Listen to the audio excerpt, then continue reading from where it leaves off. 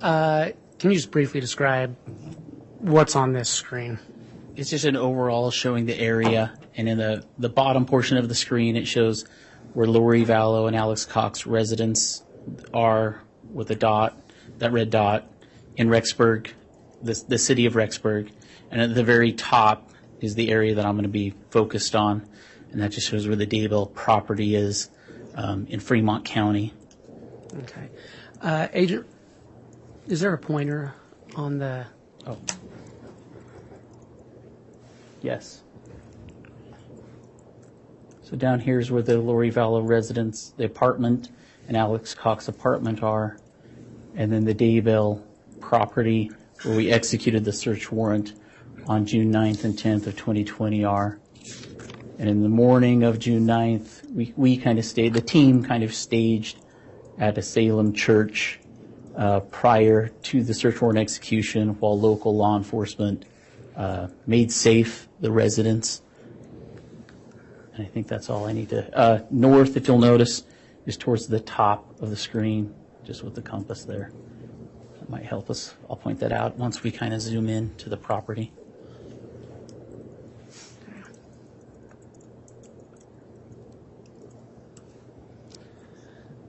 So do you recognize this property? Yes. So this is the Chad Daybell property, and everything on here, the main residence, a bunch of outbuildings, chicken coop, small shed, big garage, fire pit. This was the known fire pit, so one of our priority areas to search. This ends up being J.J.'s burial site 1. This ends up being Tylee's burial site 2. Agent, you spoke about doing a preliminary site survey once you got out there. So once the team arrived, we, ERT, kind of parked our vehicles in this main back driveway. Our photographer kind of did overall photos, doing a counterclockwise motion through the property this way, because we knew our priority areas were all going to be kind of on this side of the property, the east side of the property. So overall photographs were taken this way. Crime scene sign log started. I start kind of following the photographer, doing a preliminary survey of this area. And all that is a walkthrough of the crime scene. What am I seeing? I start doing assessments in my head. I know where the fire pit is. I had 2 people going to the fire pit anyway to start some assessments of their own, ERT people. So they're going to start assessing that. But I'm going to start doing some assessments too. What does the fire pit look like? Can I determine where the pet cemetery is? And then gradually work my way up to the pond to see what's over on this side. Okay.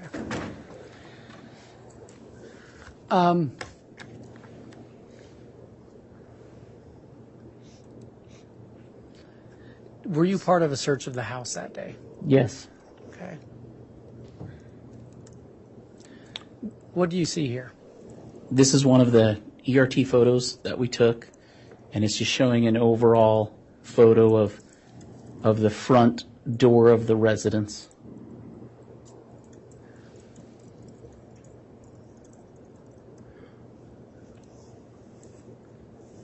And there's a photo number assigned to these. Can you state the number and then briefly describe what the photo shows?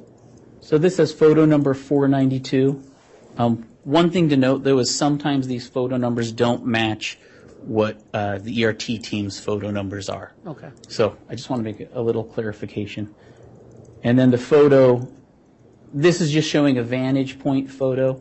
So from the upper bedroom of the residence, which was right there, this is just a photo showing that from this bedroom on the upper story of the house, you could look out and oversee where JJ's burial was, right at the base of that tree, basically out over that area.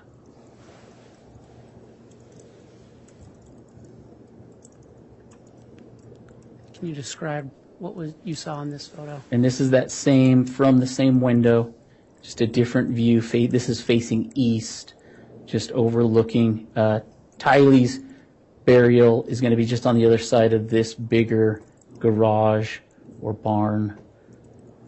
So that's just a vantage point, just showing what the residents could see.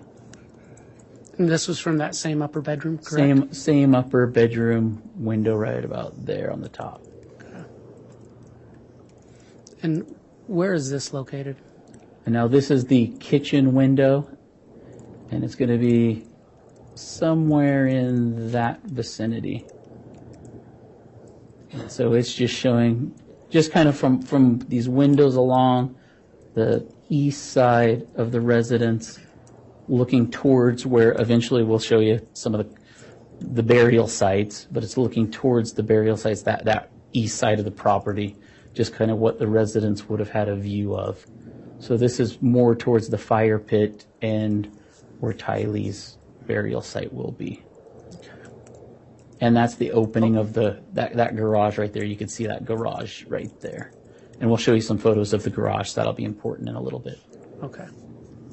And then where was this photo taken? And there's 2 bedrooms along this side. There's a southeastern bedroom down here, a window right here, and then just north of it there's another bedroom.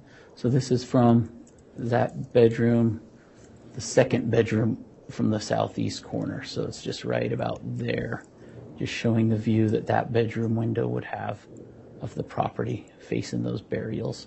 So up there would have been JJ's burial, and over here would have been Tylee's burial and the fire pit.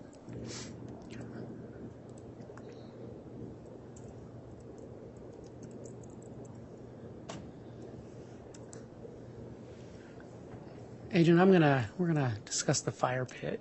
Can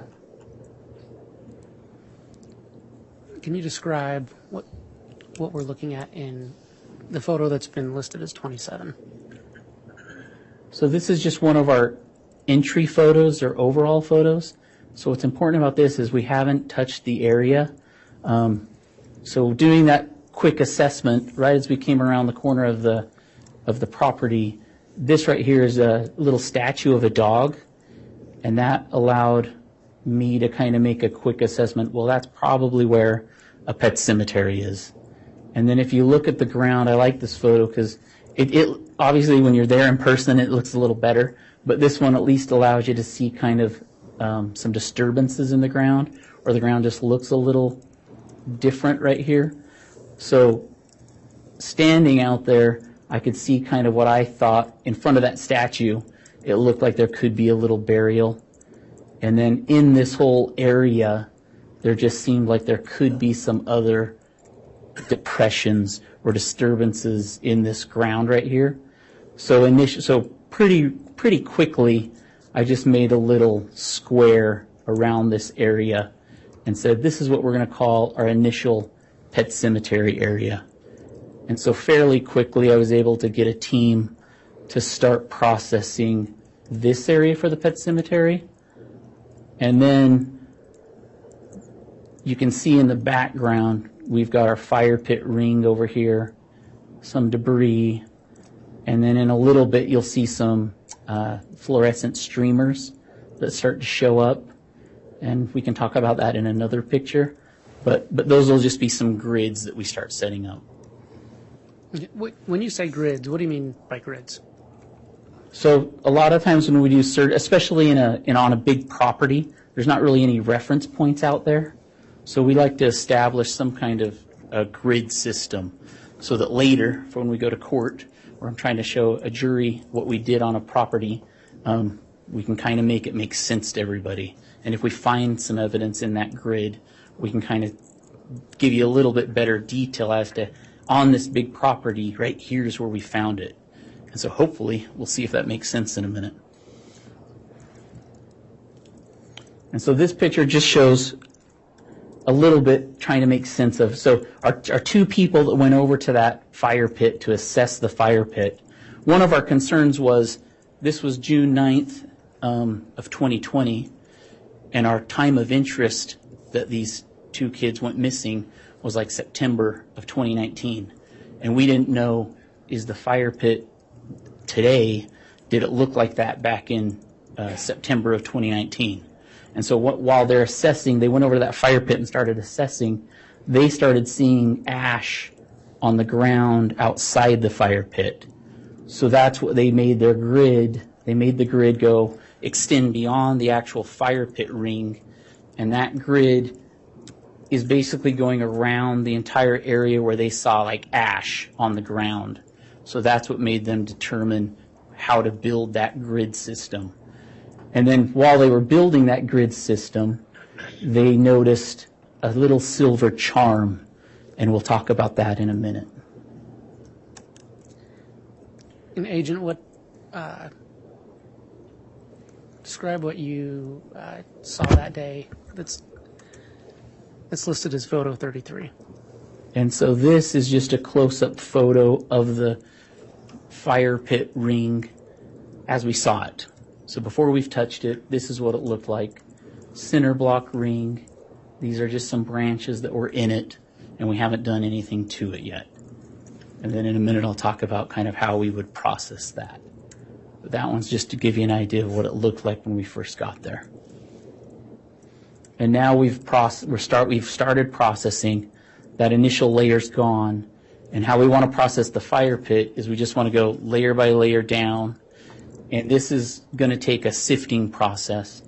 So it's going to take a team. So we're going to start using rakes to rake through it to see if we notice anything. We're going to use shovels. We're going to scoop the soil, debris, whatever's in there, into buckets. And we have a picture. We chose this one just because it showed a bucket, but that's the kind of bucket we would use to scoop the debris in. And then a little bit away from here, we will put down a tarp, so a clean tarp, and then we'll have like these wooden sifter screens, and they'll have like a mesh wire screen on them, and then a team member will pour the soil onto that mesh screen while another team member is shaking it back and forth, and so the soil falls through, and then you try to catch any potential evidence pieces on top, whether that's potential bone, whether it ends up being jewelry, or anything else that could be significant. And then our team members will catch that and decide if it's evidence or not.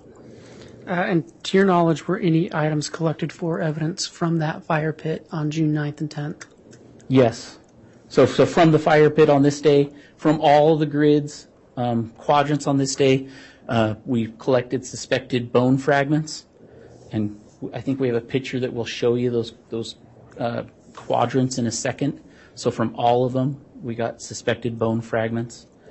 We got suspected organic material from this fire pit. And we don't, at the time when we're processing it, we don't know what that is. But we just see it and we're like, hey, this looks like it could be organic material. So we'll collect it, and then somebody else has to send it to a lab to try to verify that. And then an important piece that we found out of here was a chain, Pura Vida chain comes out Agent, of this. I'm gonna stop you, and I'll ask some questions and as we go through. But were there any other items collected from this fire pit that day? There was just miscellaneous pieces of cloth and fabric. And again, at the time, we don't necessarily know at this point, from our standpoint, is this important, not important? But when we see those things, we just collect them. Okay, thanks. And Agent, what are we seeing in this photo? This is just a photo to show you as it's, we're probably nearing completion of the processing of fire pit. So it's just showing how it's getting, it's getting cleaned up, and you can kind of see how the rake's been gone through there. And then an important thing to note for the fire pit was just as the team was processing this fire pit, they could smell like the chemical smell or accelerant smell was strong. And that was something just to remember. It was almost overpowering at times, and people were talking about, do we need to wear masks, so they could smell that? And we did take a soil sample from that fire pit so that could potentially be tested later too. Okay. And then from the sifting operation in the fire pit, this Pura Vida chain was collected. Agent, when you say Pura Vida, what does that mean? So on this silver part of the chain right there, that's the description on it. So it says Pura Vida on that chain right there. And was that located actually in the fire pit? That was inside the fire pit, and it was collected while doing that sifting operation that I described before. And then this, oh, I'm sorry. No, I was just, Agent, can you describe what we're seeing in photos 46? And then this is just a longer shot of the silver charm we found. I know it's hard to see, but that's because it's a long shot of it. And it was found kind of in this area over here. Here's the fire pit. It was found quite a distance over here. Agent, was this an area where the total station was used to make measurements? Yes, it was. Are those measurements? Those are those measurements. Okay. So when we talked earlier about the team getting there, the team created this grid, and these squares become the quadrants. And they created this because they found that ash on the ground in these areas. And again, thinking, well, in 2019, this fire pit potentially wasn't there. What if it was over here? But we found all the ash outside of this fire pit in these areas. So the team members, they're the ones that created these grids. While they were setting up the grids, that's when they noticed that silver charm right there. So it just caught their attention. And it's just one of those things at first. And that was actually fairly early in the day that we saw that, because that's when the grids were getting set up. But it's just like, hey, that doesn't fit. Why is that way out here in the middle of this field? Okay, Agent, what are we seeing in this next photo? So now we're just doing closer up views. Usually we start with a longer view of a piece of evidence, and then we do medium shots, close-up shots, and close-up with scale shots. And that's what you're about to see. Okay. So that's just a closer photo. up shot of it. And these are all still with it in place. Okay. And now we've moved it. And now we just added the scale to it. Okay. And then over on the side over here, we didn't get a specific measurement of the charm, but what we did do, because we had our total station, the measurement tool that can measure specific points, we use our total station when we do grids in the middle of fields and whatnot where there's no reference points. We use total station to map in any grids we make. So whether it's a burial, and we'll map in with total station the specific points of that burial, so we know where Tylee's burial is on that property. And then we use total station to map in each one of these corners of our grid, so we know where that is. And then we total stationed in each end of the center blocks. And that's why those center blocks are kind of all noted on there. And so now we could potentially take a measurement from this, our grid point is what we did. We took that measurement to one of the center blocks of the fire pit to at least give everybody the approximate. So that's from our grid, the northeast corner of our grid, to one of the center blocks of the fire pit. So we at least have an approximate distance as to where that charm was. But that's not a measurement to the charm. Okay. And that's just the same charm placed over some. Agent Daniels, just before we broke for a break, you had testified about items that were found in the fire pit, correct? Correct. What happened to those items? All evidence items seized at the end of both days were turned over to the Rexburg Police Department. Okay. And was there a log of that kept? There was.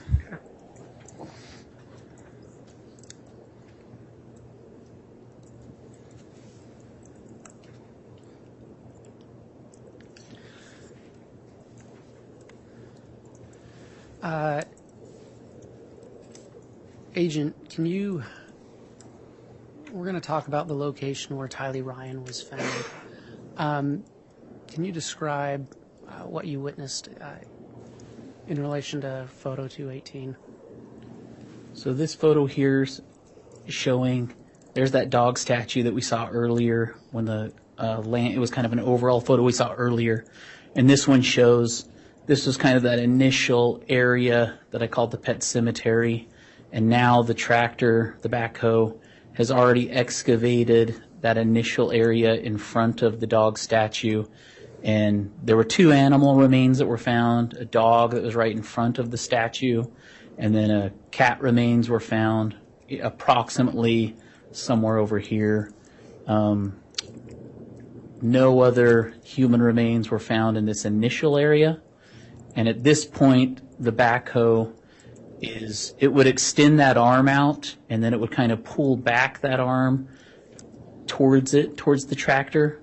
And so it's just kind of excavating this area. And that, where the tractor's at, is north of where this initial pet cemetery is. So right now that tractor is excavating north of the initial pet cemetery area here. Agent, was there a reason you used a backhoe? At this point, since we hadn't found anything in this initial area, and we did use the tractor here also, but first off, our process, and I guess I should need to describe that process. So the process we used for this pet cemetery, where I had seen this dog statue, in front of that dog statue was some disturbed areas that I thought could be burial sites. So we initially had a team start processing that area, and we just wanted to kind of go layer by layer. Sorry about that.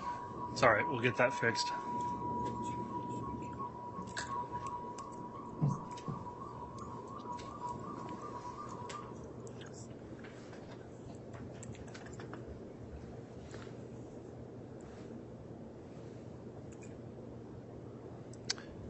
Thank you, Madam Clerk.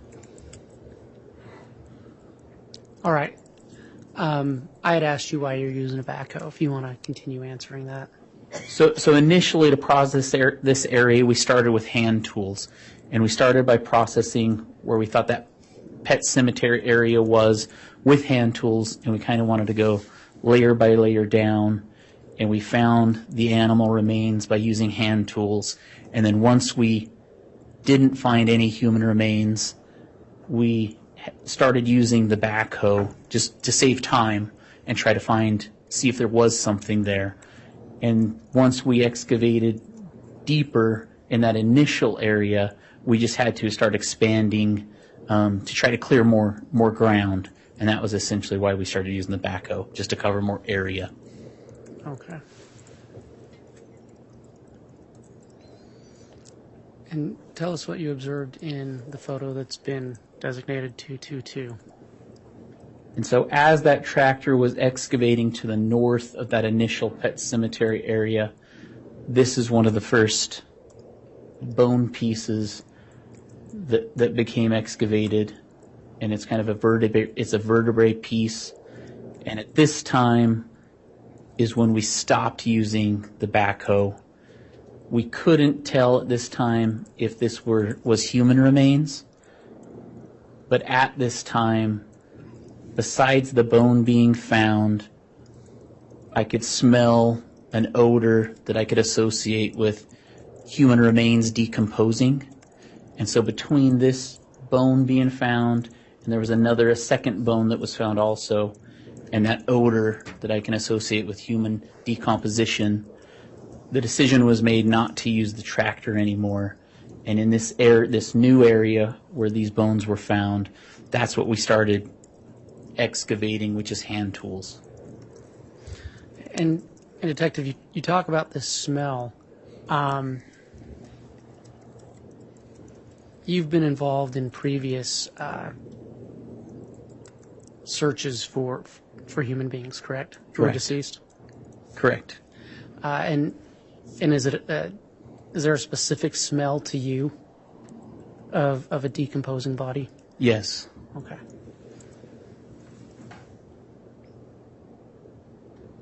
And just to clarify, it was around the time you found this bone that you started smelling that. Yes. Okay. So as we were assessing this bone and a second bone, that's when that smell of decomposition. We could smell that smell. And that's when the decision was made not to use the tractor anymore and to start processing this area with hand tools. And Agent, can you describe what we're seeing in this photo? And this photo, we really want to highlight these bricks that were uncovered by the tractor. And these bricks were in the vicinity of where we end up finding Tylee's gravesite. And then this area right here ends up being, at this point we don't know, but this ends up being Tylee's gravesite, or what we call gravesite number 2 on scene. And at this point, could you still smell that same odor? Yes. And the odor just gets more stronger as we start excavating this area.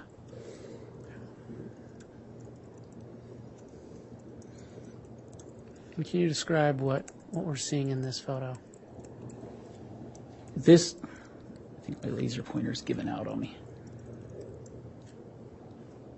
Yeah, I don't know if you guys have another laser pointer.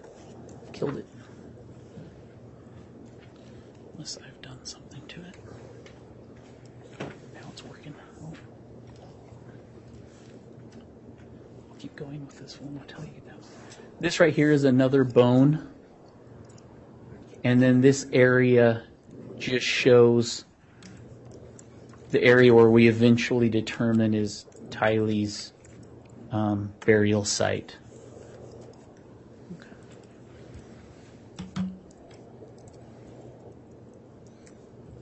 And can you describe what we see in this photo? It's hard to see in this one, but right there is a bigger white bone piece, and that was kind of the first, what ends up being the first pieces of Tylee that we excavate. That's going to lead us to identify this as burial site number 2, where Tylee was buried. But at this point, we still didn't know on scene.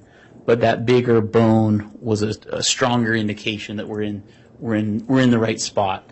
And then we still see the bricks that were near, that were near where her burial site was and could have been placed on top of her remains. And Agent, what kind of tools were being used? You can kind of see some of the tools we had. So we had like a smaller little pick, and then that one's a trowel. So at this stage, we probably were using that trowel for the most part. And a lot of our excavations, we use these little trowel tools. Okay. And who at this point was helping at that site? Do you recall? On this site, besides the evidence response team members, we had about 8. We had Rexburg Police Department members. We had Fremont County Sheriff's Department members. We had other FBI employees helping on this scene. And then I would just refer everybody to the crime scene sign-in logs to see who else was on scene at this point. Okay.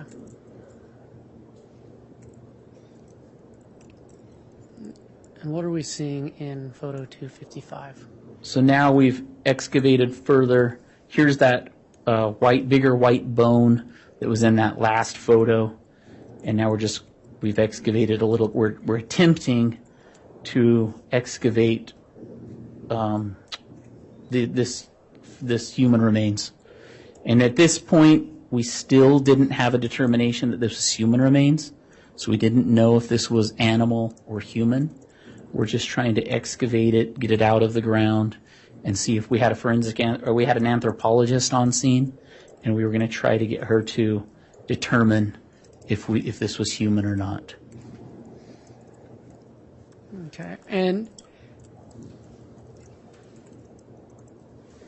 I'm actually going to go back to the previous photo. As you were digging through this, was there anything remarkable to you about the soil as you were digging? Oh. as we were trying to excavate this area, what we noticed was on the east side, so this lip right in here, this was harder for us to excavate through. And it had some kind of like a hard substance, similar to like a concrete type substance. And so we had a difficult time just kind of getting through those layers. And I think there's a better photo later. Okay. But ultimately we end up using the backhoe to kind of pull that kind of crusty layer away from these remains. And I think we'll have a better photo later to show. And Judge, if we can get him a different laser pointer, I'm having a real hard time following what he's looking at and things that he's pointing to. All right, we do have an alternate one there. Thank you. I'll try to use this one again. It's working now, but it might go out. And then the other things to point out from this photo is just the kind of how the ends look charred. And then the pink flesh versus some charred flesh. Yeah, this laser pointer is going out again. It works for a second and then it goes out. All right, if you'll give us a moment, I think we're working on it.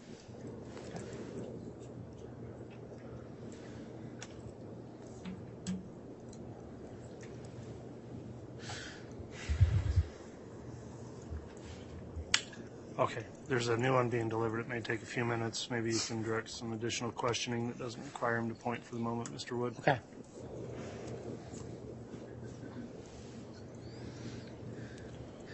Agent, what can you describe what you observed in this photo? We finally were able to remove the pieces that were in that last photo you saw. And these are the first pieces of Tylee's remains that we removed at the end of our day one, so June 9th of 2020. And this is the point where we did identify them as human remains. And that spot that we were just looking at all the photos, that became burial site number 2 for us, or Tylee's burial site. And so at that point, we kind of established a new perimeter around her burial site, and then came up with a better kind of excavation plan.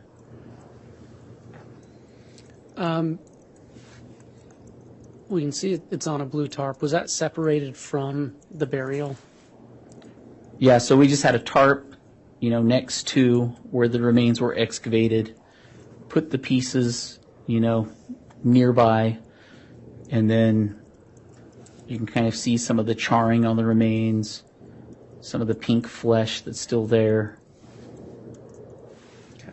And that's one reason. I mean, this site, this burial, was definitely the more difficult site for us to process, just because of the way they were dismembered.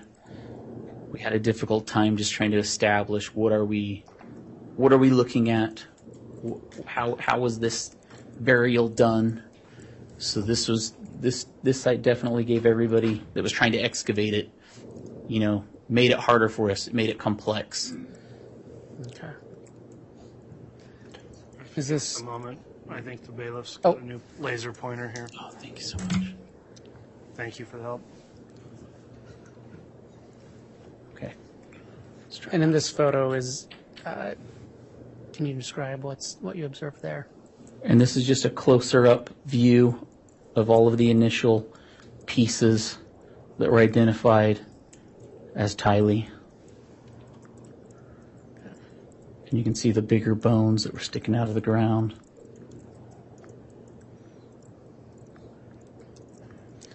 And again, the hard part for us was just that initial excavation, like removing those was difficult. They didn't want to come out of the ground. And we find out later it's because they were all just kind of melted together. And so it wasn't a standard excavation of remains. And by the next day, we kind of understand a little better why. Can you describe what you observed in photo 262? This is after we had excavated those last pieces of Tylee. This is kind of what that burial site then looked like at the end of day one. So at the end of the day, you had taken portions out of the ground. What happened with those? So the coroner, the pieces of Tylee that were on that blue tarp were then turned over to the coroner, so placed in a body bag, and then the coroner would have been responsible for removing those from the scene. Okay. And so this photo was taken at the end, you said, of... So after those pieces were removed, then this is what the burial site then looked like. Okay. And can you describe what's in this photograph? And basically at the end of June 9th, 2020, we ended our day having established, okay, this is where Tylee's remains are. This is burial site 2. We got those pieces out, those first pieces that helped us identify, okay, this is where it's at. The coroner took them. And so now we're kind of at the end of the day.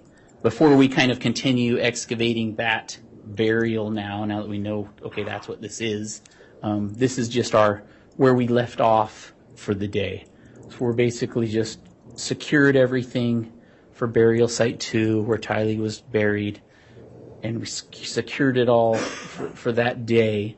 And now Rexburg PD, Fremont County Sheriff's Office are going to secure the scene overnight, and then the next day, June 10th, we're going to come back and we'll process.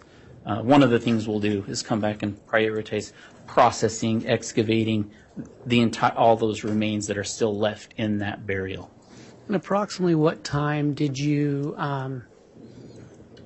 secure the scene and then leave on June 9th? I'd have to look at our logs to be positive, but it was probably approximately 5-something p.m. Okay. And what is this a picture of? Now, this is June 10th, 2020. So this is an overall photo before we start the second day. So this is just how our scene is looking before we start processing. Okay. So where these orange stakes are located, those are the stakes that I put down just to indicate this is now the perimeter around burial site number 2 where Tylee's remains were located. And now for today, we're going to excavate that, just kind of a layer by layer down until we found all of the remains. And as you went through this excavation process, both on the 9th and 10th, were individuals sifting some of the soil that you were going through? Oh, yes. So this picture is a good picture to show what our sifters look like, the wooden sifters. And on the inside of these sifters is a mesh wire screen. So that's a sifter right there. And then again, there's our buckets. At each of the burial sites, there was a sifting operation. At the fire pit, there was a sifting operation. And at J.J.'s burial site, there was a sifting operation.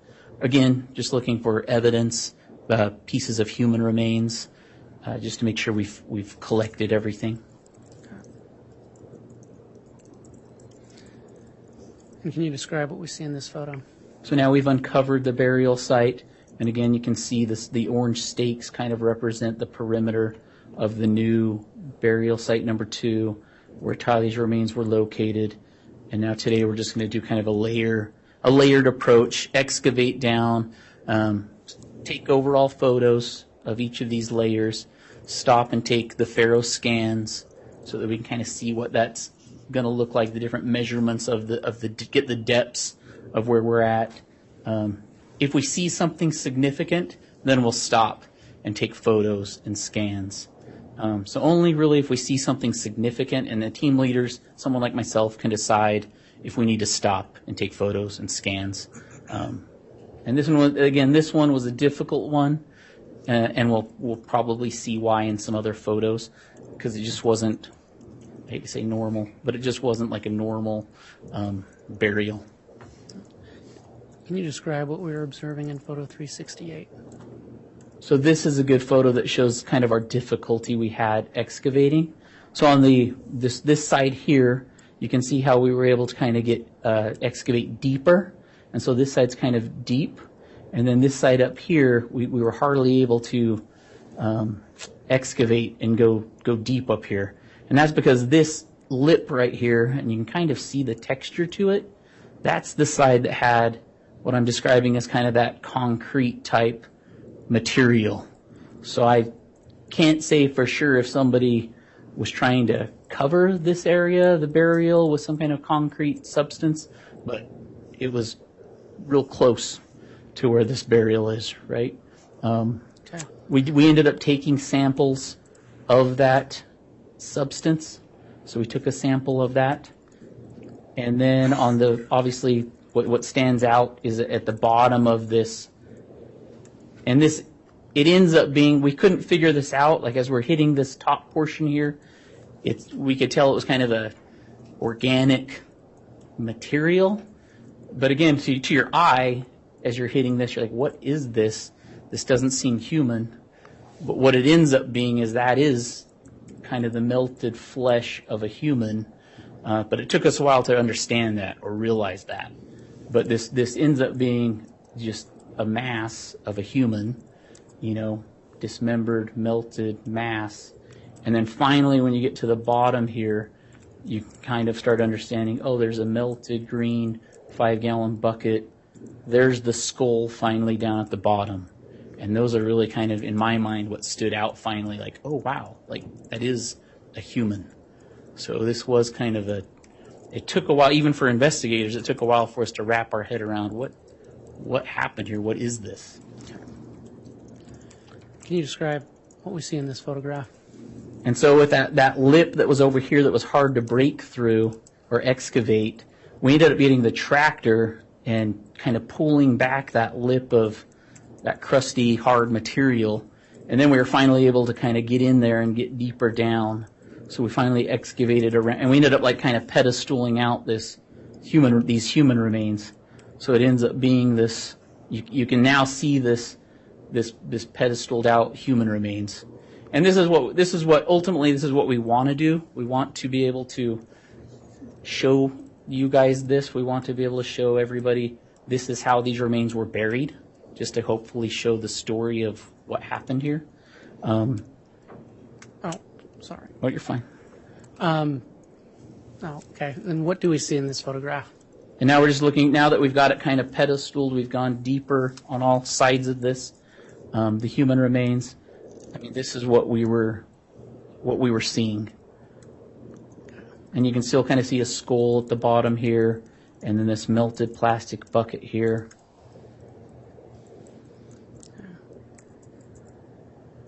And what is this a photo of? And so now we're just trying to get better photos of what we could identify, what made sense to us. And that was really the skull, and then that bucket that was just melted. Is that just a different angle? Just a different angle, trying to get as low inside the barrel as we could, just to show what did that look like when whoever did this, put those remains in here. So just trying to show us, everybody, what was this like. And then at some point, at some point we just had to make the decision. We've done everything we could to show that story of how these remains were put in there, buried, and then the decision was just made. We had to try to lift them out. So when the team tried to lift those remains out, that's when they just fell apart. So we ended up, that mass of melted, dismembered remains just kind of fell apart. And this picture just shows what was, what it looked like once the remains were removed. So now this is picture 400. Once those remains were removed, what was done with them? There was a coroner's body bag was placed nearby, and so the remains were placed inside the body bag. And I think we'll have photos of that. And then the anthropologist and coroner just kind of separated those remains just so that they could kind of give us a better inventory as to what parts we had, so that I would know how many parts, pieces are we still looking for, or do we think we have everything that we need to take.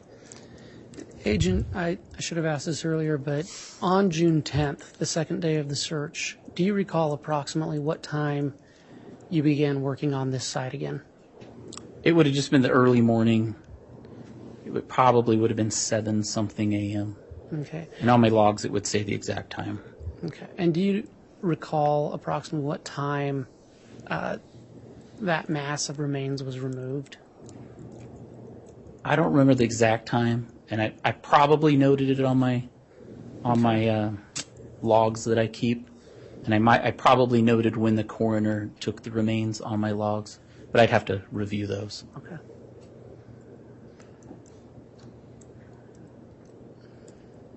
What is in photo 403? So once we remove those remains, these are all the pieces placed on the coroner's body bag, and that's just showing them placed in there kind of as one mass. And photo 407, what are we observing here? So now it's just the close-up view. Once the anthropologist and coroner started separating the mass, now you could finally start seeing, pieces that are at least identifiable. Okay, now it's looking more human. So now there's that skull. So now you're starting to see and that was part of that inventory. So we wanted them to do an inventory. I wanted them to do an inventory so that I knew, are we looking for, could there possibly be another burial? Are all the pieces human remains in one burial? Or are we looking for another burial? So we wanted to kind of have that knowledge. Okay. And then these are those bricks that we've seen in other photos that were near where Tylee's remains were buried. So it was possible that these bricks were on top of her remains. And we'll see in burial 1 when we get there, there were stones on top of J.J.'s remains. So it's possible these bricks could have been on Tylee's remains. So we wanted to collect these just in case. Okay, and that was in photo 414, correct? I'd have to go back and see what the number was on Well, based on your presentation, it's listed as photo 414, correct? Oh, correct. And then what are we seeing in photo 444? So at each of the burials, this is what we did. After we collected all of the human remains, the last step we did was we had the backhoe dig deeper in each of the burials and go a little bit wider, just to ensure we didn't have any other human remains in that area. And that was especially important on J.J.'s burial, because when we had excavated J.J.'s was the first burial we found, and we wanted to make sure Tylee's remains weren't in that same area. So that was just something we did extra to make sure there weren't any other remains. Okay. And was anything else located? No. Okay. We mentioned Faro scanners earlier, and you mentioned Faro scans at that specific site. Can you tell us what we're seeing in this first photo? Yeah, so what I mentioned just a little bit ago, when we do these excavations, and it's kind of at the team leader's discretion, but whenever you see something significant, you want to stop and take photographs of that layer, and you want to do scans, like Faro scans of that layer. And that's what this represents right here. So over on the right side, we have a photograph. We call it layer A, and that's what this photograph is. And then we also, after the photographer took a photo, we had our Faro scanner set his tripod in the area, and then he took a Faro scan. And then the Faro scanner was the one that does the 360-degree, it turns around, and it takes thousands of measurements. And from those thousands of measurements, it creates this little image of the burial. And so that's what you're seeing down in the bottom. So since we've clicked on this photograph up here, which is this photograph, you're seeing this A right here represents the lowest depth of that image right there. And are we seeing the same thing here, just at a lower depth? Yep, so now he's clicked on picture B, which is your big picture here.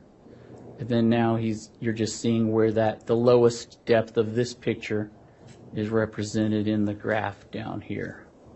Okay, and so that's, at that point, it's approximately a foot and a half, correct? Correct.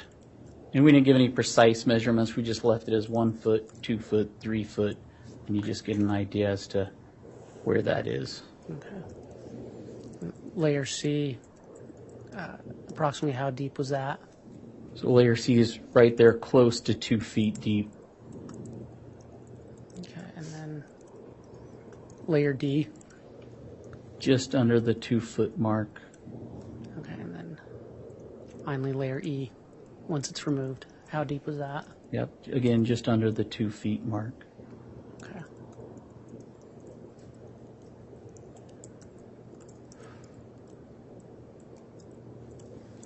Detective, as part of your search, did you search this shed and barn that's highlighted by the mouse? Yes. Okay.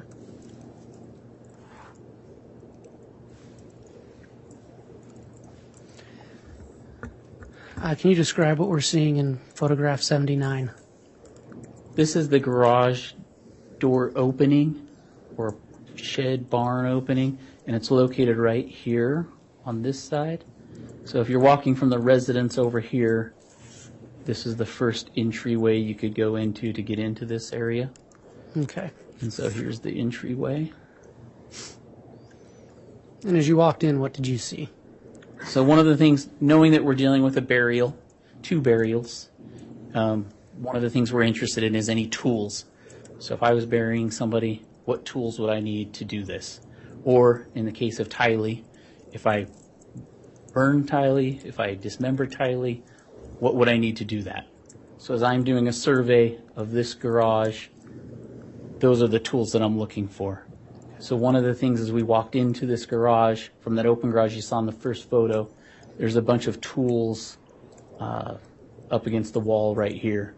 And this is kind of an as-is photograph. So right now you're seeing the tools as they were on June 9th. Okay, and what are we seeing in photo 83? So now we've just turned, there's the open garage, here's those tools kind of as is up against the wall over there. And we'll gradually get closer up views of them. Are those same tools? Yep, these are the same tools. Some of them are inside this purple little crate. And what's significant about this photograph? So this becomes more important. These are the tools that we chose to take as evidence. And obviously, because they could be the tools that I would use to bury somebody or do something harmful to somebody for this given scene. So we've got the pick, we've got shovels. And again, a lot of times I just base this on my experience. And unfortunately, these are the things that I train in. So I've buried a lot of things.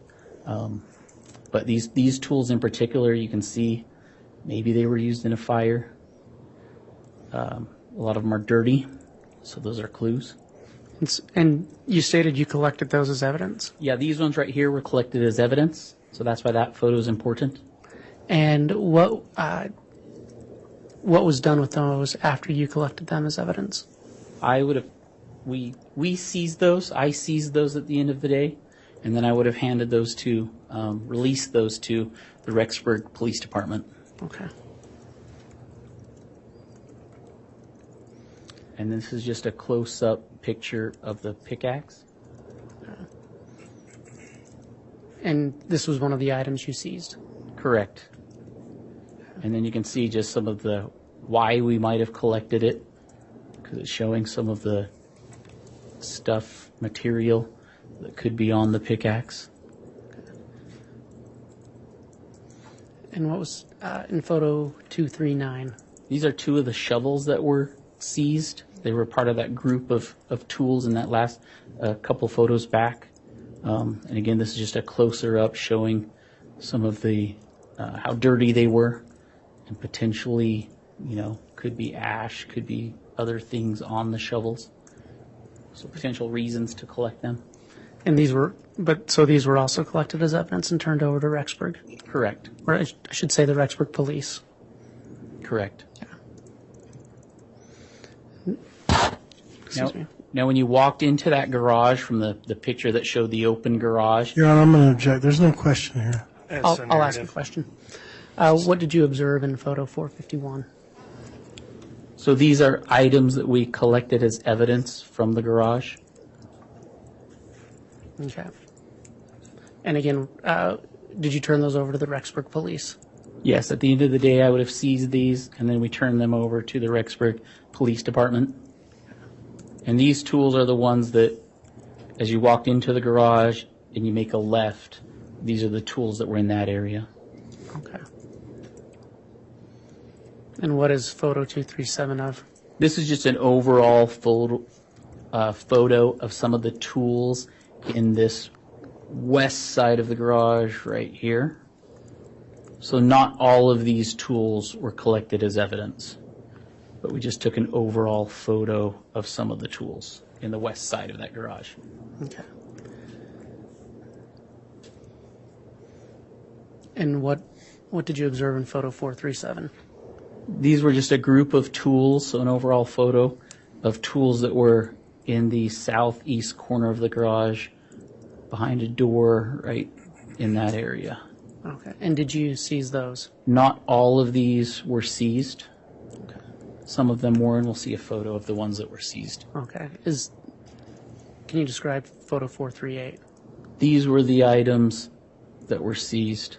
So the shovel, from the shovel, the 2 axes, the post hole digger, and the hoe. Those were seized and handed over to Rexburg Police Department. Okay. And can you describe what you observed in photo 416? These bricks were similar in nature to the bricks found near Tylee's gravesite. We've already shown you pictures of those. These bricks were located to the north side of this smaller shed, and we took samples of those bricks.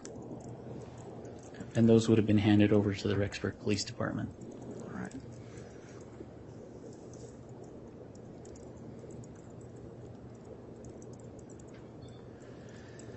All right, Agent. I'll speak with you about Site 1.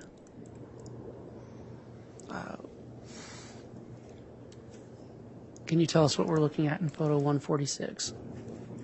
This is just an overall photo showing what, as you walk towards where J.J.'s burial site is, which was our first burial site, the first human remains that were identified on June 9th, 2020, what it looked like as you start walking towards it.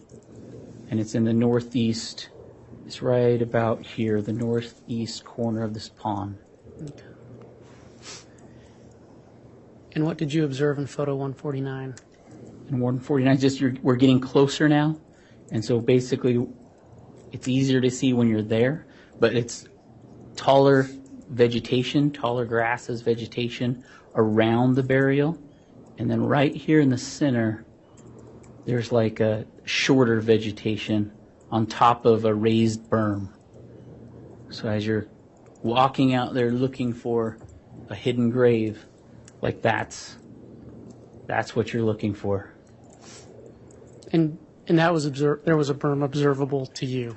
Right. So if you're in person, then as you get closer to that, you would see a raised berm in this case. So there'd be a raised berm with less vegetation than the surrounding vegetation that you can see in this photo, how it's really high. And is this a And this photo is of 153? Can you describe what you're seeing there? This is a better photo because now we're getting closer. And so now you can see how high the vegetation is surrounding this part right here. And that, when you're in person, you can kind of get a better idea of the raised nature of this berm. And then you can see how the vegetation's thinner up on top.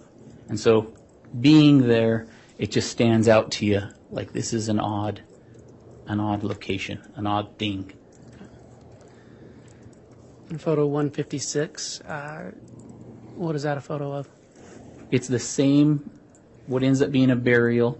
It's just closer up of that berm, just kind of showing you the shorter vegetation on top.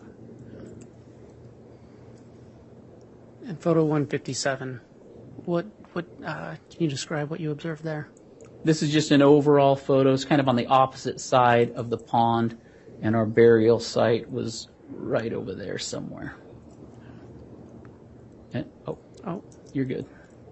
I was just going to say, from this picture, you can also see how the fire pit area was over this way, and the Tylee's grave site, it's hard to see, but it would be over that way. In photo 166, what was going on there? So now we've kind of identified our area of where that berm was. And so, again, what we want to do is we want to just process this layer by layer, just going down. And if we see anything significant, again, we want to stop, take photographs, do those Faro scans, and just document how did whoever do this, how did they bury this person. And at this point, I mean, we honestly didn't know if this was a burial or not, but that's our, we have to do this process and figure out what's here. And the pink ribbon that we see, is that where you've gridded it off? That's just one of our perimeter markings. And then this area is going to be where the burial is, and we've already taken some of the vegetation off from above the burial site. Can you describe what we're seeing in 168? So now we've just gone another layer down. We've taken the vegetation off, and now you're starting to see stones kind of protruding through the soil.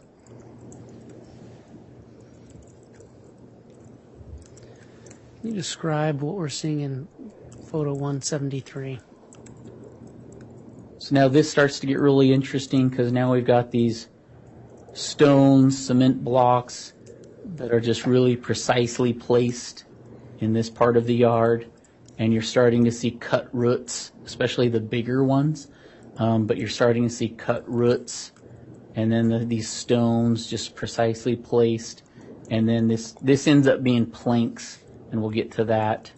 But that's the something significant, that's significant. So we just want to stop, take photos, take scans. But now that's just screaming to me as a team leader, like something's odd here. Like this probably shouldn't be here.